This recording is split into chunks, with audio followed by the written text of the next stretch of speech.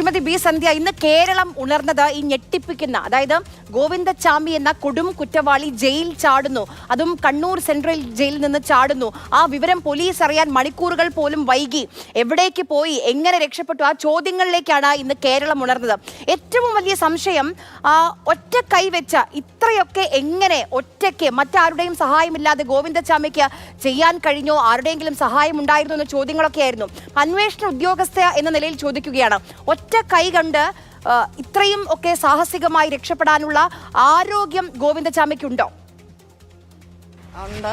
അയാൾ repeated sexual offender ആണ്. തമിഴ്നാട്ടിൽ നിന്ന് 14 കേസിൽ കൺവിക്റ്റഡ് ആണ് അത്, ഇത്തരം ഒഫൻസസിൽ തന്നെ. അപ്പം ഇത്തരം പ്രിഡേറ്റേഴ്സിൻ്റെ ഒരു സ്വഭാവം എന്താണെന്ന് വെച്ച് കഴിഞ്ഞാൽ, അയാൾക്കൊരു കൈയില്ല എന്നുള്ള വാസ്തവമാണെങ്കിലും ആ കൈ കൊണ്ട് ഒരുപാട് കാര്യങ്ങളെല്ലാം ചെയ്യാൻ പറ്റുന്നൊരു സ്വഭാവമായിരുന്നു.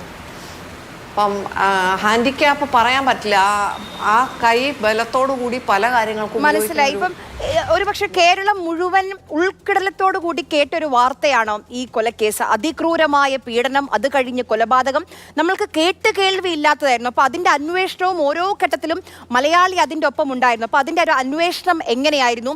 ഗോവിന്ദച്ചാമിക്ക് ശിക്ഷ വാങ്ങിക്കൊടുക്കുന്നത് വരെ കൂടെ നിന്ന ഉദ്യോഗസ്ഥ എന്ന നിലയിൽ ചോദിക്കുകയായിരുന്നു. എളുപ്പമായിരുന്നോ ആ അന്വേഷണം? അത് നമ്മൾ എല്ലാ വിധത്തിലുള്ള അന്വേഷണവും നടത്തിയായിരുന്നു. അപ്പം നമുക്ക് ചില ഈ വിറ്റ്നസ്, ഈ ഒരാൾ കണ്ടുവല്ലോ, ഓടി മറ്റേ കമ്പാർട്ട്മെൻറ്റിലേക്ക് ഒന്ന് ചാടി ഓടിപ്പോകുന്നത് കണ്ട ഒരു സാക്ഷി ഉണ്ടായിരുന്നു. അപ്പം അങ്ങനെ ആ തെളിവെല്ലാം വെച്ചിട്ടാണ് നമ്മൾക്ക് പാലക്കാട് നിന്ന് അവസാനം പിറ്റേ ദിവസം ഈ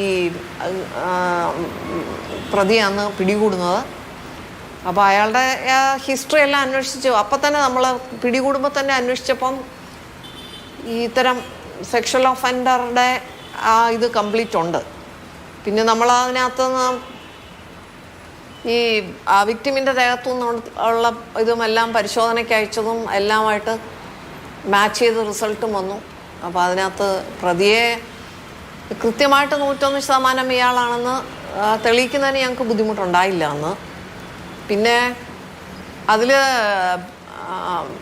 കേസ് ഇൻവെസ്റ്റിഗേഷനും നല്ല രീതിയിൽ ആണത്. നല്ല ടീമായിരുന്നു, നല്ല രീതിയിലാണ് നടന്നത്.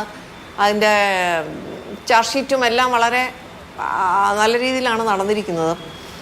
അതുകൊണ്ടാണല്ലോ അത് കീഴ്ക്കോടതികളെല്ലാം നല്ല ശിക്ഷ കൊടുത്ത്, ഹൈക്കോടതി ഉൾപ്പെടെ നല്ല ശിക്ഷ കിട്ടിയതാണ്. പിന്നെ സുപ്രീം കോടതിയിൽ അതിൻ്റെ ഒരു ലീഗൽ ഇഷ്യൂസ് മാത്രമാണ് എപ്പോഴും സുപ്രീം കോടതി പരിശോധിക്കുക, ഫാക്ട് പരിശോധിക്കില്ല. അപ്പോൾ ലീഗൽ ഇഷ്യൂസ് മാത്രം തലനാരിഴ കീറി പരിശോധിക്കുന്ന ഒരു സമയത്ത് സുപ്രീം കോടതി എത്തിയ ഒരു നിഗമനം എന്താണെന്ന് ചോദിച്ചു കഴിഞ്ഞാൽ, ഈ സ്യൂപ്പൈൻ പൊസിഷനിൽ തലയ്ക്ക് ഗുരുതരമായിട്ട് പരിക്കേറ്റുമല്ലോ, ഈ കുട്ടിയെ തള്ളിയിട്ടതിന് അതിൻ്റെ ഫലമായിട്ട് ഗുരുതരമായിട്ട് പരിക്കേറ്റിട്ടുണ്ട്. അങ്ങനെ പരിക്കേറ്റ ഒരു കുട്ടിയെ റേപ്പ് ചെയ്യുമ്പോൾ അത് മരിച്ചു പോകും എന്ന് പ്രതി അറിയണമെന്ന് നിർബന്ധമില്ല എന്നുള്ളൊരു സ്റ്റാൻഡാണ് ഈ വധശിക്ഷ ഒഴിവാക്കുന്നത്. റേപ്പ് കൺവിക്ഷൻ അതേപടി സുപ്രീം കോടതിയും പറഞ്ഞു. പക്ഷേ ഇതിന് പറഞ്ഞൊരു കാരണം ഇതാണ്. പക്ഷേ അത് ലീഗൽ സർക്കിളിൽ എല്ലാവരും ഒന്നും അതിനെ അപ്രീഷിയേറ്റ് ചെയ്തിട്ടില്ല. എല്ലാവരും അതിന് മുമ്പുള്ള പല കേസുകളിലും സുപ്രീം കോടതി കൊടുത്തിരിക്കുന്ന ജഡ്ജ്മെൻറ്റ് നോക്കിക്കഴിഞ്ഞു കഴിഞ്ഞാൽ അതിൽ പിന്നെ ശരിക്കും മെഡിക്കൽ റിപ്പോർട്ട് മതിയെന്നാണ്.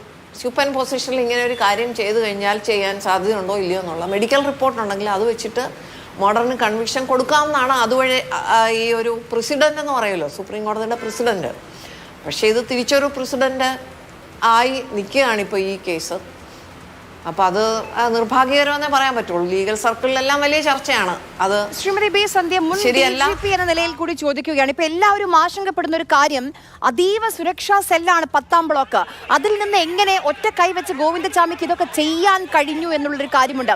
ഇനി എത്ര മാസത്തെ ആസൂത്രണമാണെങ്കിലും അതീവ സുരക്ഷാ സെല്ലാണ്. അവിടെ ആളുകൾ, ജയിൽ ഉദ്യോഗസ്ഥരുണ്ടല്ലോ നിരീക്ഷണത്തിന്. അപ്പോൾ 1.5 മാസം ഗൂഢാലോചന നടത്തിയെങ്കിൽ, ആസൂത്രണം നടത്തിയെങ്കിൽ, അത് കണ്ടുപിടിക്കാൻ നമ്മുടെ ഉദ്യോഗസ്ഥർക്ക് കഴിഞ്ഞില്ലെങ്കിൽ ഗുരുതരമായ വീഴ്ചയല്ലേ അത്?